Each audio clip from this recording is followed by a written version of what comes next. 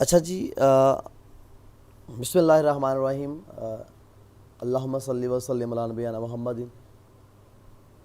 हम स्टार्ट करने लगे हैं business law.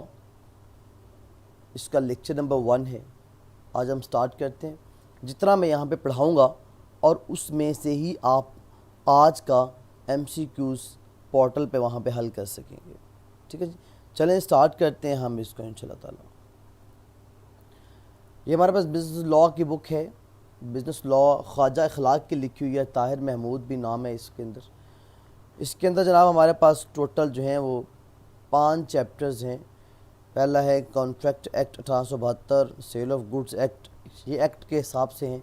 Negotiable instrument act 1881, carriage of goods, industrial law, ये 5 चैप्टर्स हैं। इसके अंदर टोटल 60 क्वेश्चंस हैं जो हमने सॉल्व करने हैं, यहाँ पे पढ़ने हैं। थॉरोली तो इतने 60 हैं, लेकिन इनमें से अगर आपका पेपर पुराने ट्रेडिशनल पैटर्न पे आता है तो फिर लॉन्ग क्वेश्चन 20 होंगे, जो मैं इंपॉर्टेंट क्वेश्चन बाद में आपको लिस्ट दे दूंगा। ठीक है जी,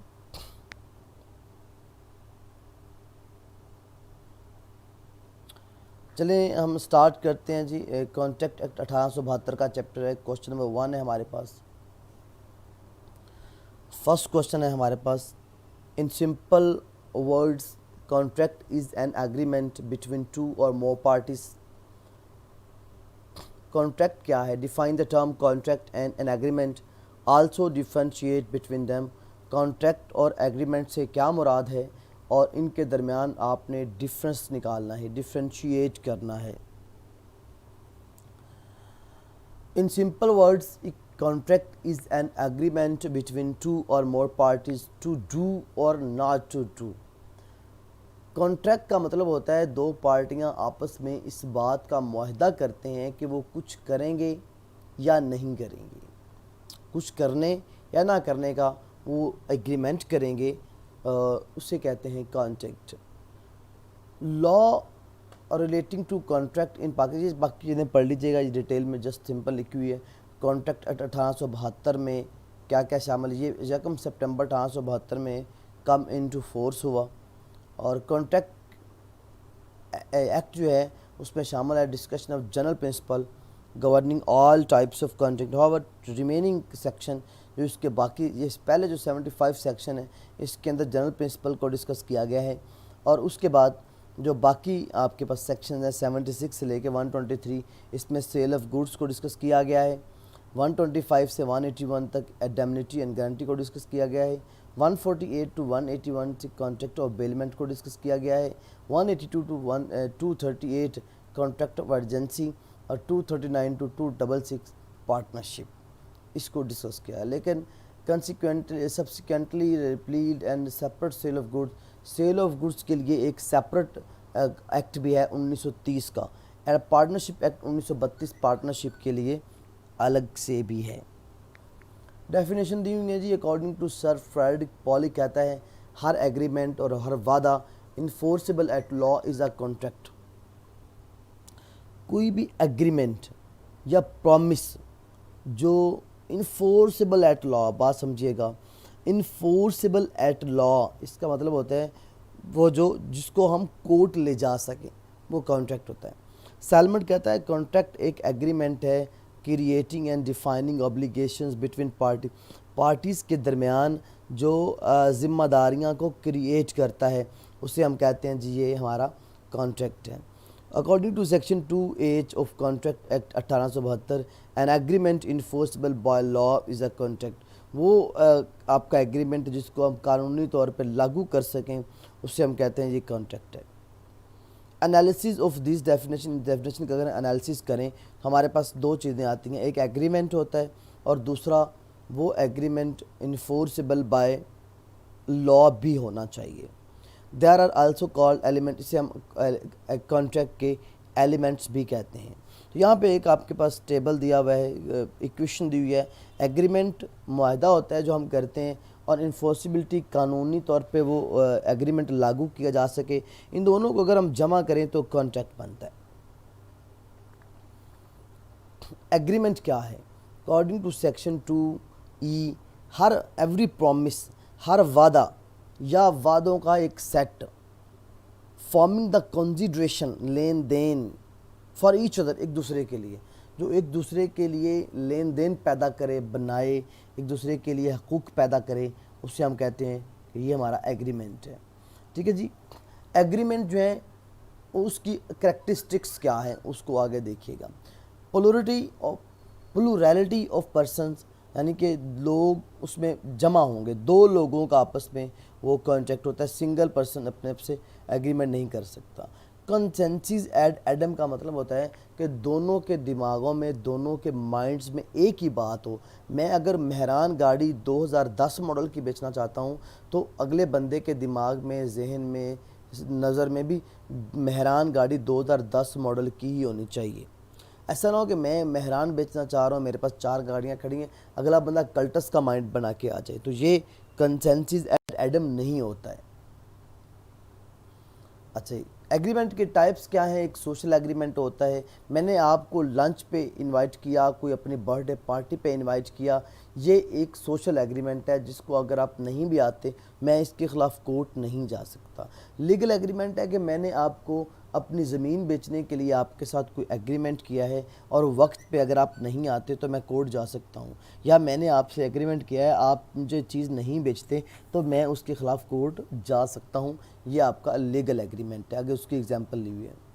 इन्फोर्सिबिलिटी क्या होती है? इन्फोर्सिबिलिटी का मतलब होता है कोर्ट में ले जाना, वो एग्रीमेंट जो कोर्ट में ले जाया जा सके। मिसाल के तौर पे आपने अगर किसी के साथ मुंशियात को बेचने का एग्रीमेंट किया हुआ है तो उसे आप कोर्ट नहीं ले जा सकते। बात समझ रहे हैं? या मैंने आपको लंच पे इनवाइट किया है तो आप नहीं आए तो मैं कोर्ट नहीं जा सकता। ये इन्फोर्सिबल बाय लॉ नहीं होते। इन्फोर्सिबल बाय लॉ होते हैं कि मैंने आपको गाड़ी आपकी ख़रीदने का मुआहदा किया और वक्त पे आके आप मुझे गाड़ी नहीं बेच रहे उस मेरी बताई हुई कीमत के ऊपर, तो मैं कोर्ट चला जाऊंगा। ये इन्फोर्सिबिलिटी बाय लॉ होती है। अच्छा, प्रपोज़ल होता है मैंने आपको ऑफ़र किया, मैं अपनी गाड़ी बेचना चाहता हूँ, आपने एक्सेप्ट कर लिया, एक्सेप्टेंस कहते हैं उसको, कि मैं आपकी गाड़ी ख़रीद लूँगा। ठीक है जी, इसे कहते हैं वादा। ये एक वादा हो जाता है। ठीक है, उसके बाद वादे के अंदर लेन देन, कॉन्सिडरेशन आ जाती है। लेन देन आ जाए मतलब पैसे आ जाएं, लेन देन आ जाए तो फिर वो एग्रीमेंट बन जाते हैं। और एग्रीमेंट वो वाला जिसको आप कोर्ट ले जा सकें वो कॉन्ट्रैक्ट बन जाता है। तो ये एक टेबल याद कर लेना है आपने, इससे काफ़ी चीज़ें आपको समझ आ जाएंगी। इसके बाद difference between agreement and contract. Agreement और कॉन्ट्रैक्ट के दरमियान डिफरेंस क्या होता है? एग्रीमेंट की डेफिनेशन है हर वादा या वादों का एक सेट जो लेन देन को तय करे वो एग्रीमेंट होता है, और कॉन्ट्रैक्ट वो होता है जिसको आप इन्फोर्सेबल भी कर सकें। स्कोप, एग्रीमेंट एक वाइडर कॉन्सेप्ट, वाइडर है, ये मतलब जो इन्फोर्सेबल हो या ना हो वो एग्रीमेंट होता है, लेकिन वो एग्रीमेंट जो इन्फोर्सेबल होता है सिर्फ वही कॉन्ट्रैक्ट होता है, तो इसका जो स्कोप है वो थोड़ा नैरो है। लीगल ऑब्लिगेशन, एग्रीमेंट के अंदर एग्रीमेंट जो है वो बगैर किसी कानूनी तकाज़ों से बनाया जा सकता है, लेकिन कॉन्ट्रैक्ट जो है उसके लिए कानूनी तकाज़े पूरे करना ज़रूरी है। मिसाल के तौर पे लिखा हुआ हो, उसके ऊपर दस्तखत हों, उसको रजिस्टर्ड करवाया जाए। पोजीशन, सारे एग्रीमेंट कॉन्ट्रैक्ट नहीं होते, लेकिन सारे कॉन्ट्रैक्ट जो हैं वो पहले एग्रीमेंट ही होते हैं।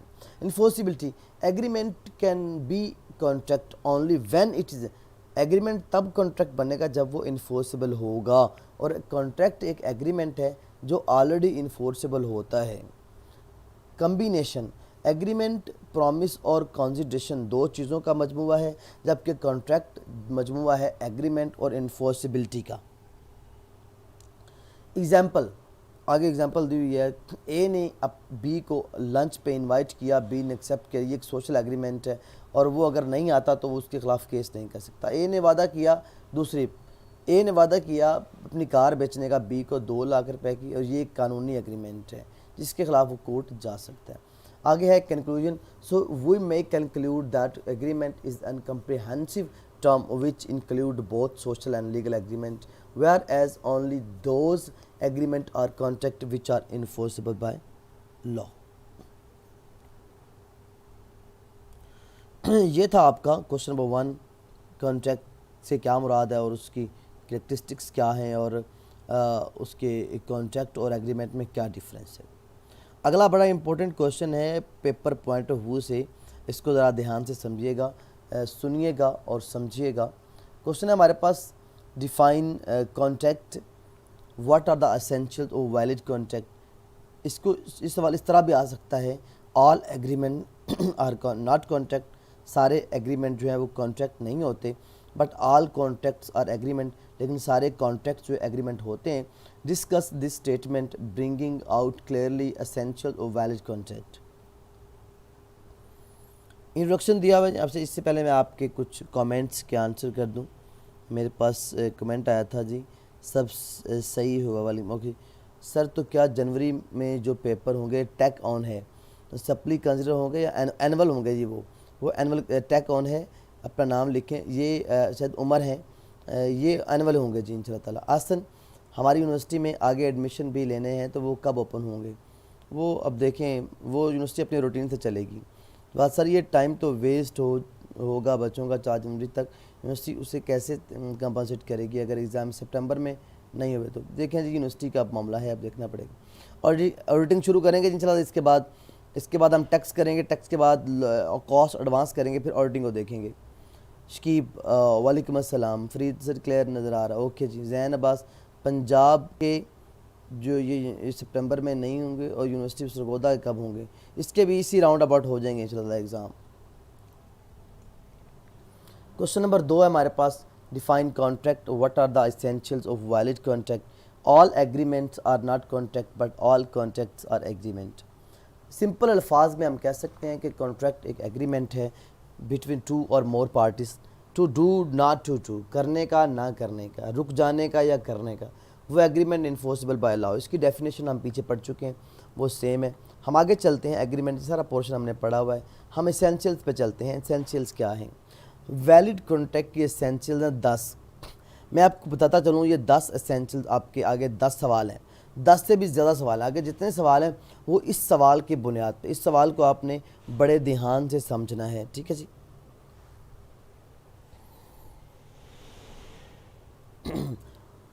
जी शुजा, आप टेस्ट दे सकते हैं, आपने मुझे व्हाट्सएप पर रब्ता करना है, बताऊंगा टेस्ट आप कैसे दे सकते हैं। ज़करिया शाह वालेकुम अस्सलाम जी।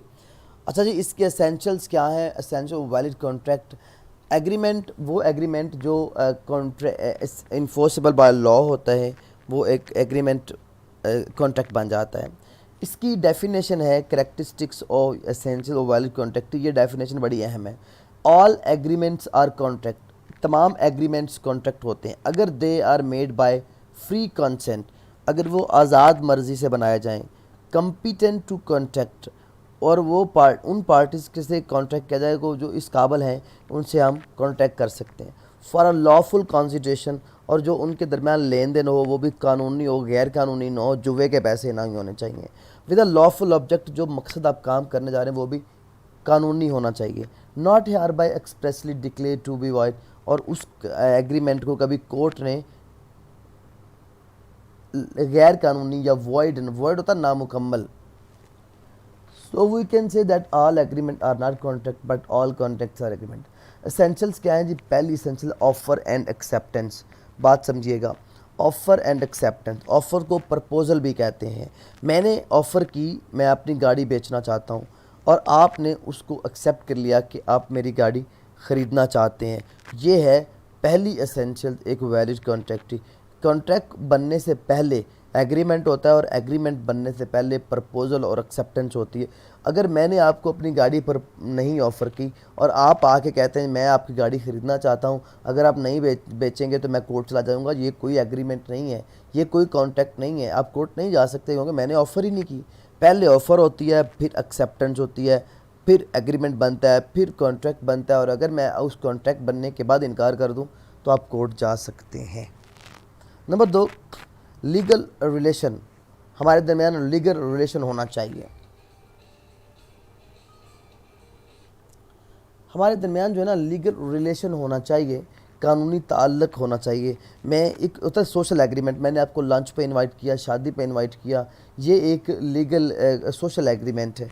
लेकिन अगर मैंने आपको अपनी कार बेचने के लिए बुलाया तो ये मेरे और आपके दरमियान लीगल रिलेशन है, इसे हम कानूनी रिलेशंस कहते हैं, जिसके ऊपर मतलब आप कोर्ट जा सकते हैं। अगर एक बाप अपने बेटे को 500 रुपया पर मंथ पॉकेट मनी देने का वादा करता है और वो नहीं देता तो वो उसके खिलाफ कोर्ट नहीं जा सकता। लेकिन अगर कोई बाप अपने बेटे को उस जायदाद में हिस्सा नहीं देता तो फिर बेटा कोर्ट जा सकते हैं। ये है कानूनी ताल्लुक, समझिएगा इसको।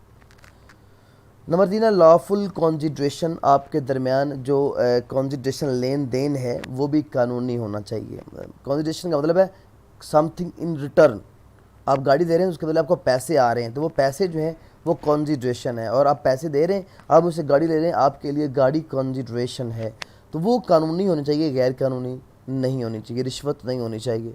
कॉन्जिड्रेशन एक कंट्री की लॉफुल होनी चाहिए, नॉट फॉरबिडन बाय लॉ। उसको लॉ इनकार ना करे, फ्रॉड ना किया हो, किसी को ज़ख्मी करने के पैसे ना हो, किसी की प्रॉपर्टी या किसी बंदे की ज़ख्मी करने के पैसे ना हो, किसी की शादी रोकने के पैसे ना हो, गैर अखलाकी ना हो, not impose to public policy, और पब्लिक पॉलिसी के ख़िलाफ़ काम करने की ना हो। या ऐसा ना हो कि आप इस बंदे को ज़ख्मी कर दो, सड़क तोड़ दो, दरख्त काट दो, या गैर अखलाकी मतलब गैर अखलाकी हरकत भी होती हैं कि आप इस काम के पैसे ले रहे हैं, तो वो भी गैर अखलाकी हैं, वो उसकी इजाज़त नहीं है।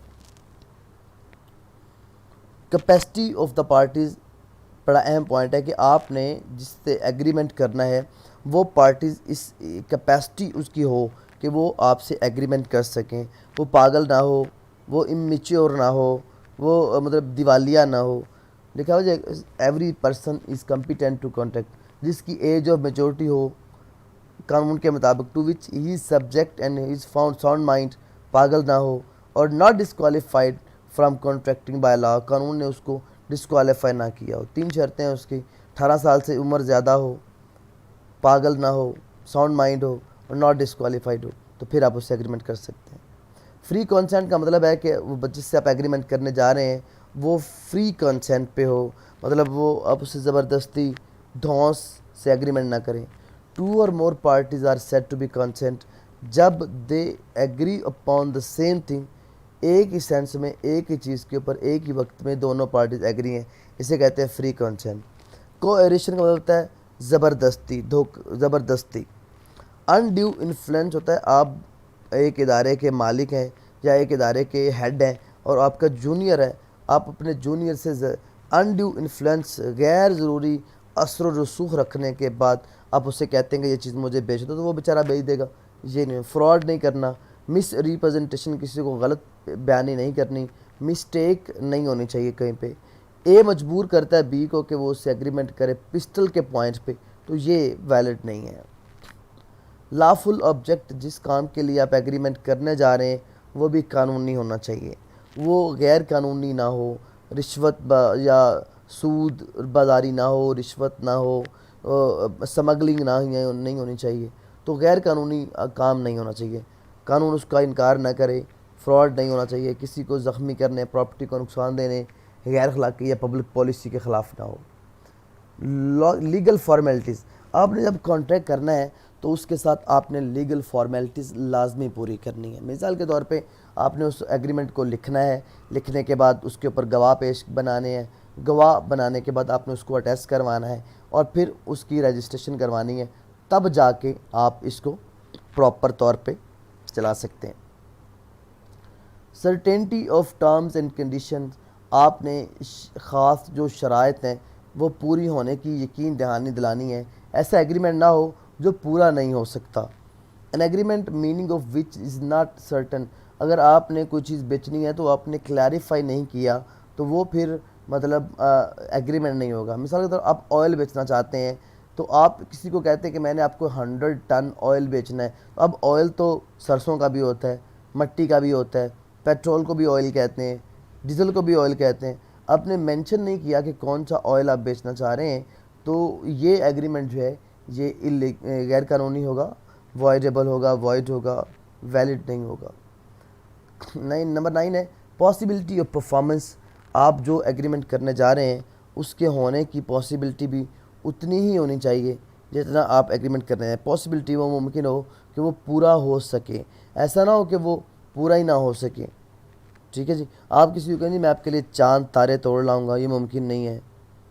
आप किसी को मैजिक के ज़रिए उससे कहें मैं आपको इतने पैसे दिला दूंगा, ये भी मुमकिन नहीं है।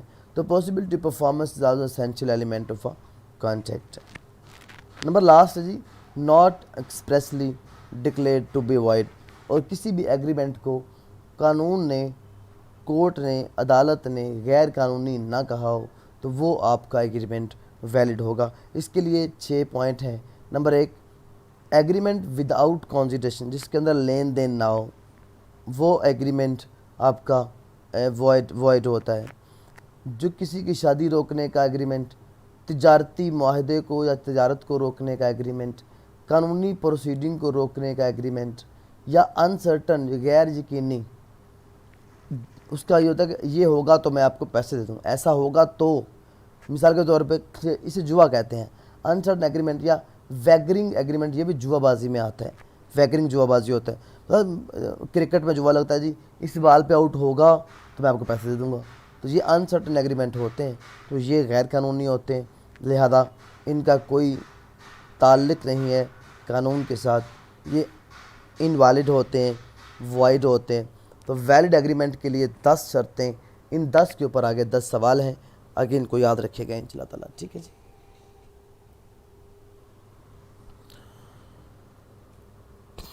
जी शुजा, आप भी टेस्ट दे सकते हैं, व्हाट्सएप पर रब्ता रखिएगा, मेरे लेक्चर के बाद आप देख लीजिए, अच्छा आपको मिल जाएगा। ज़िक्रिया सर एग्ज़ाम सितंबर में होंगे या नहीं, देखें जी अब कब होते हैं, अल्लाह खैर करे। बिल आके नोट सेंड कर देते हैं जी इंशाअल्लाह ताला। मरियम जावेद वालेकुम अस्सलाम, कैसी हैं आप? ठीक हैं। अरबाज़ अली तनोली, कैसे हैं जी? मैं ठीक हूँ, वालेकुम अस्सलाम, खैरियत से हैं जी, अल्हम्दुलिल्लाह।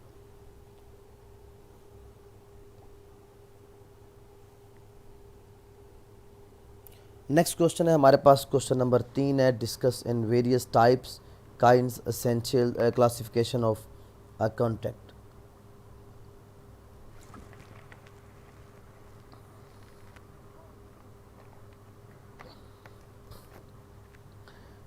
लिखा हुआ contract according to section 2H of contract act 1872, an agreement enforceable by law is a contract.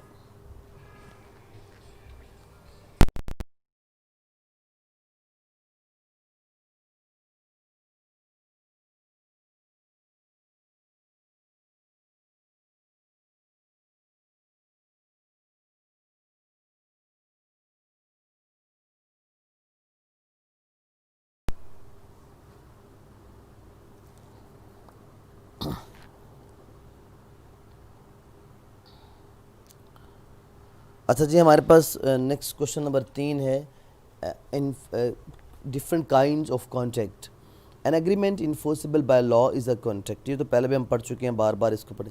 ये पहले, आज का लेक्चर बहुत अहम है, जिसने लॉ को प्रॉपर समझना है ना, वो आज के लेक्चर को बार बार देखे। इसके अंदर जो पहले क्वेश्चन आज हम डिस्कस करने जा रहे हैं वो वेरी वेरी इंपॉर्टेंट क्वेश्चन है। अच्छा जी, agreement enforceable by law is a contract. Agreement can be divided into 3 major groups according to enforceability, according to formation, according to performance. ये 3 बड़ी कैटेगरीज हैं जिसके अंदर हम कॉन्ट्रैक्ट की काइंड्स को रख सकते हैं। This major categories can be subdivided into different parts according to enforceability. इसके अंदर 5 पॉइंट हैं।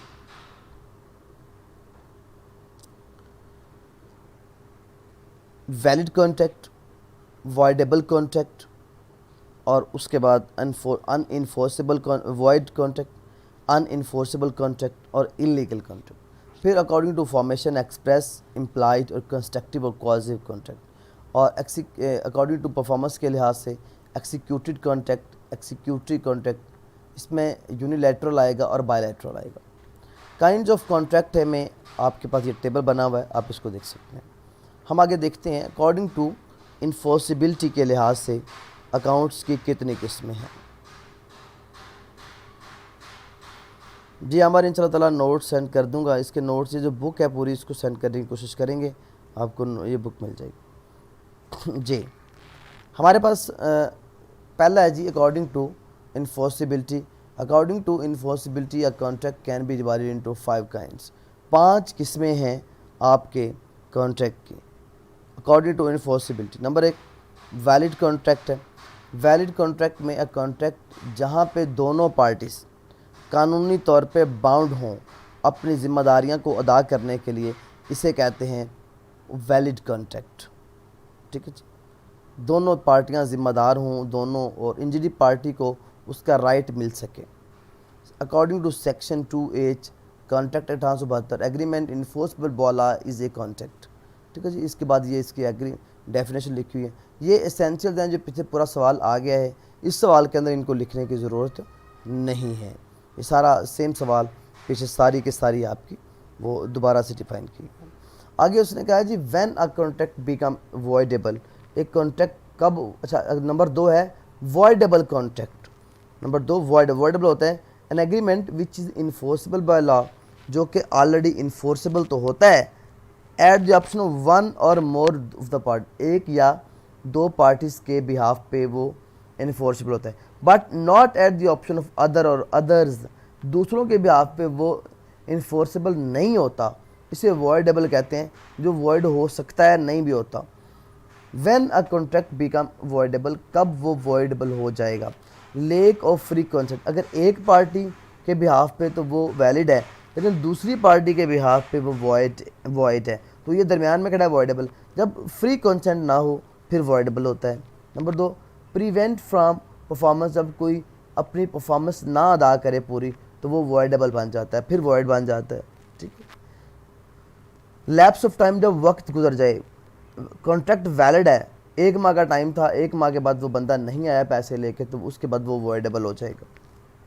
Obligation of parties, it is a valid contract until it is voided by the party having the right to void it, जब parties अपनी जिम्मेदारियां से मतलब cancel करने, कोई भी एक पार्टी कैंसिल कर दे कि मैंने ये काम नहीं करना, तो वो वॉइडेबल हो जाता है, पहले वो वैलिड ही होता है।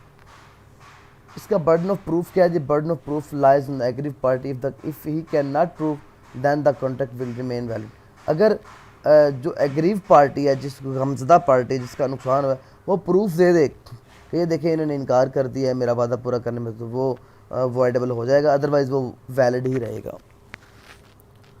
नंबर 3 है जी वॉइड कॉन्ट्रैक्ट। वर्ड वॉइड का मतलब है नॉट बाइंडिंग इन लॉ, जो कॉन्ट्रैक्ट कानूनी तौर पे बाइंड नहीं हो सकता, जो कानूनी तौर पे बाउंडेड नहीं है। Void contract is that which has no legal, जिसका कोई कानूनी इफेक्ट ही नहीं है। A contract which cease to be enforceable by law become void when it cease to be enforceable. ठीक है। From this definition is clear that void contract is not void, वो शुरू से वॉइड नहीं होता, इट इज़ अ वैलिड, ये valid contract होता है, लेकिन जब ओरिजिनली वो वैलिड ही होता है, लेकिन कुछ उसकी फॉर्मेशन होने के बाद वो वॉइड बन जाता है कुछ वजूहात की बना पे। क्या वजूहात है? रिजेक्शन ऑफ वॉइडेबल, जब कॉन्ट्रैक्ट वैलिड होता है फिर वॉइडेबल होता है, और वॉइडेबल को जब इनकार कर दिया जाता है। वॉइडेबल कॉन्ट्रैक्ट बिकम वॉइड जब पार्टियां जिस जो जो जो हुज कंसेंट इज नॉट, किसी की अगर कंसेंट फ्री ना हो तो वो इनकार कर दे उस कॉन्ट्रैक्ट से, तो फिर वो वॉइड हो जाता है। सब्सिक्वेंट इलीगलिटी, अगर आपने लगातार उसके अंदर गैर कानूनी तकाजे पूरे किए तो फिर आपका वो कॉन्ट्रैक्ट वॉइड हो जाएगा।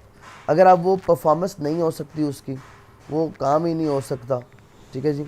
ए और बी ने वादा किया कि उससे शादी करेंगे, लेकिन टाइम फिक्स मैरिज के टाइम से ए पागल हो गया, तो अब शादी तो नहीं हो सकती, तो ये इम्पॉसिबिलिटी होगी, ये भी वॉइड हो जाएगा।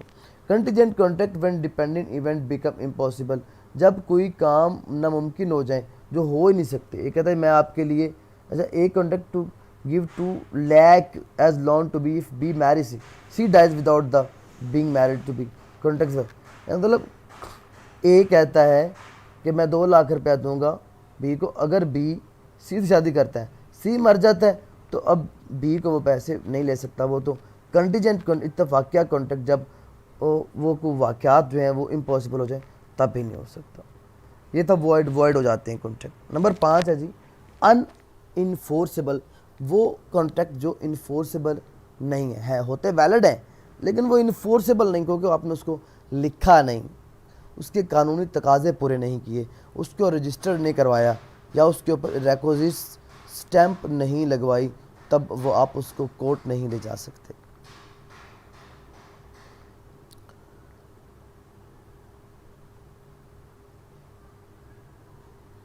अच्छा जी, इलीगल एग्रीमेंट 5वां है। वर्ड इलीगल का मतलब है कानून के ख़िलाफ़, ऐसे एग्रीमेंट जो कानूनी तौर पे इलीगल होते हैं, मतलब मुंशियात का कारोबार करना, स्मगलिंग करना, रिश्वत देना, सूद का कारोबार करना, ये इलीगल है सर।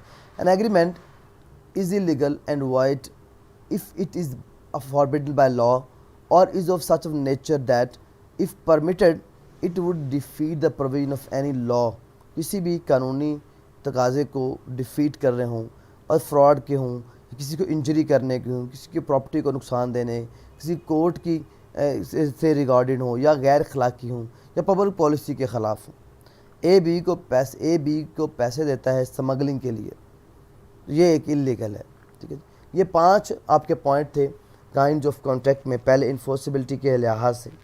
अब है अकॉर्डिंग टू फॉर्मेशन, बनाने के लिहाज से कॉन्ट्रैक्ट की कितनी किस्में। नंबर 1 एक्सप्रेस कॉन्ट्रैक्ट, जो बोल के किया जाए, ज़ुबानी किया जाए, उसे कहते हैं एक्सप्रेस कॉन्ट्रैक्ट।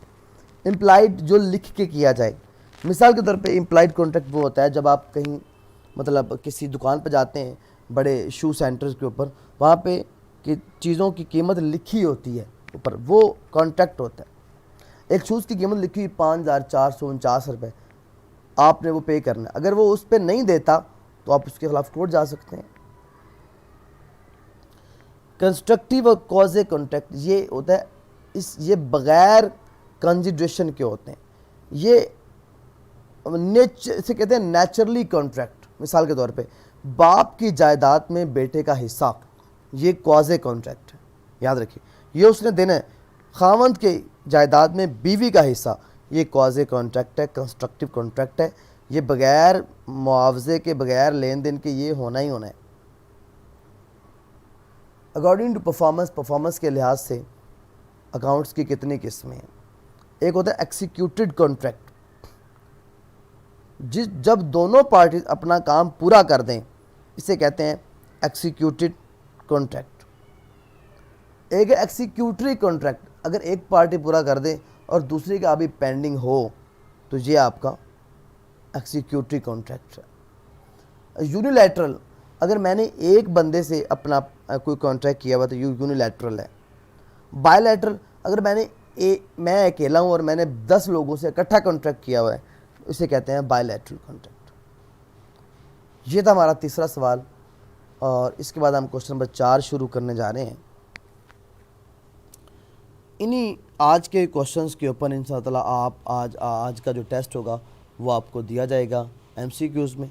मैं आपके क्वेश्चंस के आंसर कर दूँ, फिर मैं क्वेश्चन नंबर 4 शुरू करता हूँ। अरूज अशफाक, सर आप बी लॉ जिस ऑथर पे पढ़ा रहे हैं बता दें। अरूज, इसका नाम है ख्वाजा अखलाक, नोट कर लें, ख्वाजा अखलाक की बुक है ये, आप वो नोट कर लें। सर अगर सितंबर में भी पेपर ना हुए तो आगे क्या होगा। आगे फिर पेपर ही होंगे जी, चेयरमैन कह रहे हैं पेपर तो लाजमी होने हैं, जब भी होंगे पेपर होंगे इंशाअल्लाह। सितंबर में होने चाहिए, नहीं तो साल ज़ाया हो जाएगा, ऐसे ही है। अरबाज़, देखें साल तो दुनिया का ज़ाया हो गया है, पूरी दुनिया का साल ज़ाया हो गया। आप दुआ करें अल्लाह खैरियत करे, कोविड-19 से लोग बच जाएं बस। सर कोई काम करवा रहे हैं, तक तक की आवाज़ आ रही है पीछे। शकीब ये हैं, असल में बाहर लोग बस लगे होते हैं कोई ना कोई काम शाम, ऐसे ही है, बस कंस्ट्रक्शन वगैरह भी चल रही होती है। अच्छा जी, नेक्स्ट क्वेश्चन हमारे पास क्वेश्चन नंबर 4 है। Differentiate between void and voidable contract, void agreement and illegal contract, void agreement and void contract. Differentiate between void and voidable contract. Void contract होता है, void contract is defined under section 2J। ये section बताया है किस section के अंदर है, ये भी सेक्शन लिखा हुआ, आप इसको देख सकते हैं। Definition: a contract which ceases to be enforceable by law become void when it cease to be enforceable। जब कोई enforceable ना हो सके, सीज तो रुक जाना, बंद हो जाना, ना हो सके तो वो void हो जाते हैं। तो voidable वो होता है an agreement which is enforceable by law at the option of one or more parties but on the other option, एक पार्टी के बिहाफ पे वो voidable है और दूसरी के बिहाफ पे वो unvoidable है, तो वो हो जाएगी। Enforceability: void contract is not enforceable, voidable contract is enforceable at the option of one or more parties। Obligation of parties: in case of void contract, both the parties are not legally responsible. Void contract के case में दोनों party कानूनी तौर पर responsible नहीं होती, but if any party who's receive any benefit it, जो इसका बेनिफिट हासिल करेगी वो बाउंड है इसको वापस करने में। It is a valid contract until the party having the right to void. ये वैलिड है जब तक कोई पार्टी उसको वॉइड ना करते। एग्रीव पार्टी कैन कैंसिल, जो गमजदा पार्टी है वो उसको कैंसिल कर सकती है with in a reasonable time, एक मुनासिब टाइम के अंदर। Aggrieved party is also entitled to be compensate by the other party. Compensation, nobody can claim compensation, इसका कोई कंपनसेशन नहीं कर सकता क्योंकि वो अदाई परफॉर्मेंस ही नहीं हो सकता उसका। एग्रीव पार्टी क्लेम कर सकती है इसमें। Conversion and scope, a void contract can not become voidable, voidable नहीं बन सकता, जबकि वॉइडेबल वॉइड बन सकता है। आगे इसकी एग्जांपल लिखी हुई है। ए और बी कॉन्ट्रैक्ट करते हैं शादी का एक दूसरे for the time fixed marriage. A पागल हो जाता है, कॉन्ट्रैक्ट वॉइड हो जाता है। A threaten to be shoot B, A B को शूट करने का लिए मजबूर करते हैं। अगर वो ही विल नॉट, अगर वो ऐसा नहीं करता अपना घर बेचने में 2 lakh, it is voidable contract as it's made by court. जिस ज़बरदस्ती किया गया तो ये वॉइडेबल कॉन्ट्रैक्ट है।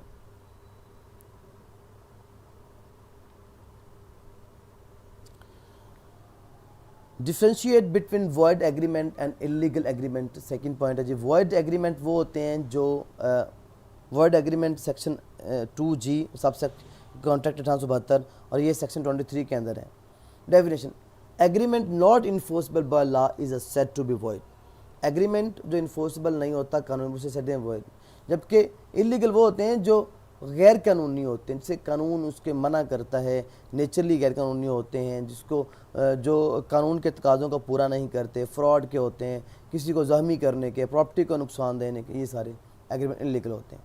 Nature, word agreement is not an illegal, ये इलीगल नहीं हो सकता, इलीगल वर्ड हो सकता है। Punish under law, word agreement is not punishable, ये पनिशेबल नहीं है, जबकि इलीगल एग्रीमेंट जो है वो punishable. Object of word agreement is not illegal. अब वर्ड एग्रीमेंट का जो मकसद है, जो काम है, जो ऑब्जेक्ट है, वो गैर कानूनी नहीं होता, होता कानूनी है, लेकिन वो वक्त गुजरने से वर्ड हो जाता है, लेकिन इसका ऑब्जेक्ट जो गैर कानूनी होता है। प्रोहिबिटेड बाय लॉ, इसके ऊपर कोई कानून की पाबंदी नहीं है, लेकिन इलीगल के ऊपर कानून की पाबंदियाँ हैं। Collateral agreement to be a void agreement, collateral agreement to a void agreement is enforceable, ये वर्ड एग्रीमेंट इन्फोर्सेबल होता है अगर कोलैटरल हो तो। Any collateral agreement to an illegal agreement is not, ये तो इलीगल है ही इलीगल, इसका तो आप बात ही ना करें। एग्जाम्पल दी हुई है, in return of some consideration agrees B, A किसी चीज़ के बदले बी से वादा करता है कि उस सी से शादी, not to marry C, it's a void agreement because it is an agreement, इन शादी को रोकने का एग्रीमेंट है, ये वॉइड है। ए देता है बी को पैसे, एक स्मगलर है वो, और उसके साथ कुछ चीज़ें स्मगल करे तो ये इलीगल है। Differentiate between a void agreement and void contract। so void agreement क्या होता है? void agreement is defined under section 2G of the contract 1872, जबकि void agreement जो है वो void contract क्या होता है? void contract is defined under section 2J। अच्छा, definition, agreement not enforceable by law is said to be void। अच्छा, contract which cease to be enforceable, जो enforceability को रोक दे, ये तो है ही नहीं इन्फोर्सेबल, ये होता है लेकिन बाद में रुक जाता है। फोर्सिबिलिटी, वर्ड एग्रीमेंट इज अनइन्फोर्सेबल शुरू से ही, लेकिन वर्ड शुरू से नहीं होता, ये बाद में होता है। Possibility performance, word agreement can never enforce, enforce हो ही नहीं सकता, क्योंकि वर्ड इन्फोर्स हो सकता है। Restoration of benefits, in a word agreement parties are not entitled for restoration of benefits को रिस्टोर करने का हक नहीं रखते, जबकि वर्ड कॉन्ट्रैक्ट के अंदर ये हक रखते हैं कि अपने बेनिफिट्स को रिस्टोर कर सकते हैं। Example, in return of some consideration agree the B to marry C, it's a word agreement, ये वर्ड एग्रीमेंट है, और A and B contract to marry each other before the time fix. A पागल हो जाता है, तो ये आपका कॉन्ट्रैक्ट था जो पॉसिबल था आपके वैलिड हो जाता, लेकिन एक के मरने से, एक के पागल होने से वो वॉइड हो गया। ये था हमारा क्वेश्चन नंबर 4। इसके बाद हम नेक्स्ट क्वेश्चन करते हैं इंशाअल्लाह।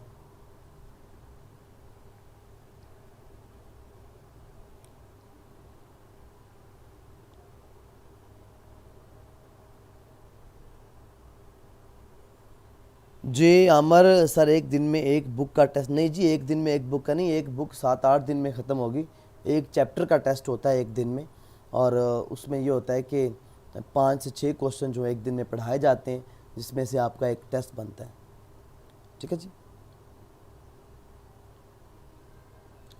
Shoaib Ashar, unique research. शोएब आशर से काइंडली आप मुझे नोट सेंड कर देंगे जी। आप मेरे नंबर पे कांटेक्ट करें, मेरा नंबर यहाँ पे आपके पास आ रहा होगा, मैं यहाँ पे सेंड कर देता हूँ।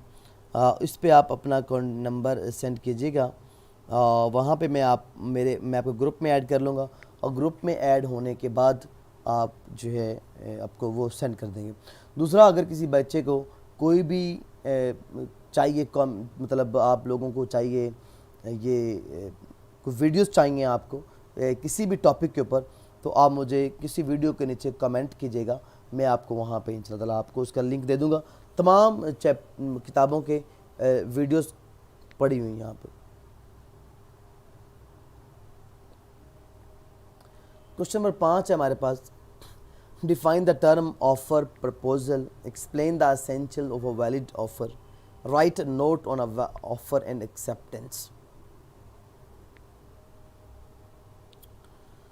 ऑफ़र क्या है और वैलिड ऑफ़र क्या होती है। अब देखें, जो मैंने आपको दूसरा सवाल समझा पढ़ाया था, जो कि वैलिड कॉन्ट्रैक्ट की एसेंशियल्स थी, उसमें पहली एसेंशियल ये थी कि ऑफ़र और एक्सेप्टेंस। उस एक हेडिंग के ऊपर 2 सवाल आ गए हैं। पहला सवाल है ऑफ़र का, अगला सवाल होगा एक्सेप्टेंस पे। तो ये पहला सवाल है, ऑफ़र से क्या मुराद है, ऑफ़र से क्या मुराद है, ऑफ़र एंड प्रपोजल। इसकी एसेंशियल्स भी आपने बतानी है। Write note on offer and acceptance. Offer और proposal, when one person signifies, इशारा कर दे, निशानदही कर दे दूसरे को, हिज विलिंगनेस, अपनी अपनी दिलचस्पी, अपनी रजामंदी जाहिर कर दे, टू डू कि मैं करूँगा, और टू अब्सटेन या नॉट टू डू, रुक जाऊँगा कुछ करने से, with a view of obtaining the assent of that other, दूसरों की मर्जी लेने के लिए, टू सच एक्ट कि वो भी करें या रुक जाए। ही सेड, इसे कहते हैं कहते हैं कि मैं कोई एक बंदा अपनी रजामंदी जाहिर करता है कि मैं ये करूँगा या रुक जाऊँगा, और ये दूसरे बंदे की मर्ज़ी लेने के लिए कि वो भी रुक जाएगा या वो करेगा, इसे कहते हैं ऑफ़र या प्रपोजल। ऑफ़र के अंदर 2 चीज़ें हैं, एक्सप्रेशन ऑफ विलिंगनेस, अपनी रजामंदी का इजहार करना, और अगले बंदे की रजामंदी को लेना। ए ऑफ़र करता है बी को अपनी घड़ी बेचनी 100 रुपये की, ए ऑफ़र कर रहा है। 2 पार्टीज होती हैं, एक ऑफरर होता है, दूसरा ऑफरी होता है। ऑफ़र करने वाला, ऑफ़र लेने वाला। एसेंशियल ऑफ वैलिड कॉन्ट्रैक्ट के एसेंशियल्स क्या है, following are the essential of valid contract. It may be express, offer बोल के भी हो सकती है, इम्प्लाइड लिख के भी हो सकती है। हम पीछे पढ़ा है एक्सप्रेस कॉन्ट्रैक्ट वो होता है जो बोल के किया जाए, और एम्प्लॉयड जो लिख के किया जाए। अगर कोई अपने शॉप के ऊपर चीज़ों के रेट लगा देता है तो ये आपके लिख के हैं। या ये बड़ी वाज़ एग्जांपल है, एक रेलवे का कुली आपका सामान उठा के आपकी गाड़ी तक पहुंचाता है बगैर आपके कहे, तो ये उसका इम्प्लाइड कॉन्ट्रैक्ट है। It must create legal relation, कानूनी तकाजे पूरे करे। अगर ए ने बी को इनवाइट किया तो बी ने एक्सेप्ट, ये सारी वही कैरेक्टरिस्टिक्स आएंगी जो वैलिड कॉन्ट्रैक्ट की थी। मस्त कानूनी तकाजे पूरे करता हो, यानी कि गैर कानूनी या कोई ऐसी ऑफ़र ना हो जो कि कानूनी ताल्लुक पर, सोशल एग्रीमेंट या सोशल ऑफ़र नहीं होना चाहिए। It must B definite and clear. जब आप ऑफ़र कर रहे हैं तो आपने क्लियर और डेफिनेट बात करनी है, ये नहीं कोई मुबहम या कोई इबहाम नहीं रखना अपनी ऑफ़र के अंदर। आपके पास 2-3 मोटरसाइकिल्स हैं, तो आप जो बेचना चाह रहे हैं लिख के प्रॉपर उसकी डिटेल सेंड करेंगे। It's different from invitation to offer. अच्छा, एक होता है इन्विटेशन टू ऑफ़र, एक होता है ऑफ़र। मैंने आपको एक लेटर भेजा कि आप मेरे पास आएँ, मेरे पास कुछ गाड़ियाँ हैं, मैं आप बेचना चाहता हूँ, यह है इन्विटेशन टू ऑफ़र। आप जब आए तो मैंने आपको गाड़ी दिखाई, ये 4 लाख की है, ये 5 लाख की, ये है ऑफ़र। तो इन्विटेशन और ऑफ़र में फ़र्क है। इट मे बी स्पेसिफिक और जनरल ऑफ़र। अगर मैं सिर्फ एक अपने दोस्त आपको कह रहा हूँ कि मैंने अपनी गाड़ी बेचनी आपको, तो ये तो है स्पेसिफिक। अगर मैं अखबार में इश्तिहार देता हूँ तो ये जनरल ऑफ़र है, सबके लिए।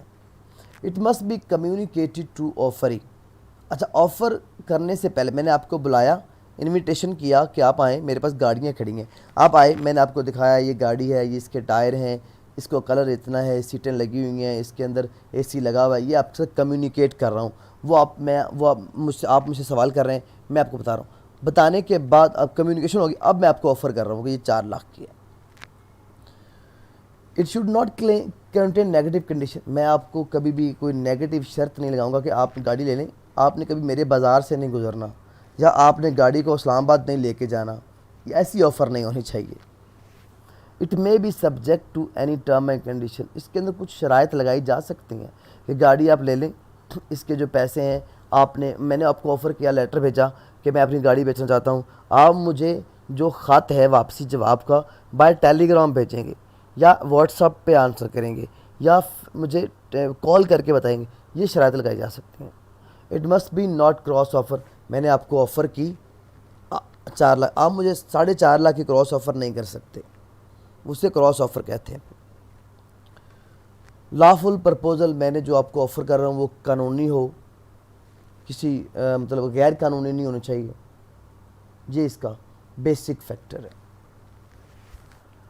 ठीक है जी, हमारे पास ये क्वेश्चन नंबर 5 क्वेश्चन